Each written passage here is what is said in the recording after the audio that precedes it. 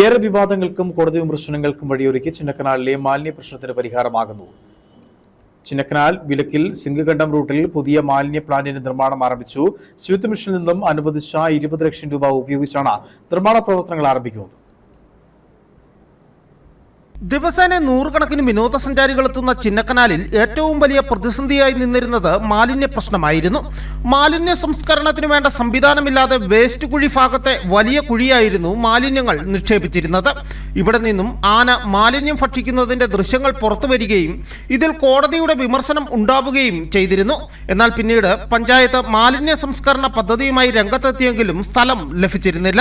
സ്ഥലം വിട്ടു നൽകണമെന്നാവശ്യപ്പെട്ട പഞ്ചായത്ത് റവന്യൂ വകുപ്പിനെ സമീപിക്കുകയും തുടർന്ന് വിലക്കിൽ 1 ഏക്കർ സ്ഥലം പഞ്ചായത്തിന് വിട്ടു നൽകുകയുമായിരുന്നു.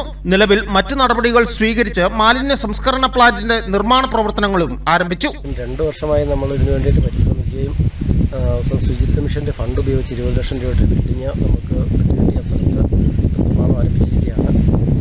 ഈ ചിന്നക്കനാൽ പഞ്ചായത്തിൻ്റെ ഒരു മാലിന്യത്തിൻ്റെ പ്രശ്നം നമുക്ക് ഈ പ്ലാന്റ് വന്നതോടുകൂടി നമുക്ക് പരിഹരിക്കാൻ കഴിയുമെന്നാണ് പ്രതീക്ഷിക്കുന്നത്. ഇവിടെ ജൈവമാലിന്യം അജൈവമാലിന്യം തരംതിരിക്കുന്ന രീതിയിലുള്ള പ്ലാന്റാണ് നമ്മൾ നിർമ്മിക്കാൻ പോകുന്നത്. ജൈവമാലിന്യങ്ങൾ സംസ്കരിച്ച പ്ലാന്റിൽ നിന്നും ജൈവവളം ഉൽപ്പാദിപ്പിച്ച് കർഷകർക്ക് ഉപയോഗിക്കുവാനും കഴിയും.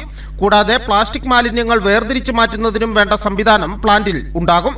1 കോടി രൂപയാണ് നിർമ്മാണ ചെലവ്.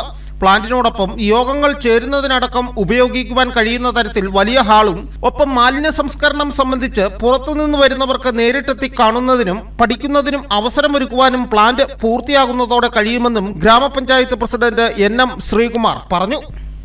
News bureau, Udumbanchola.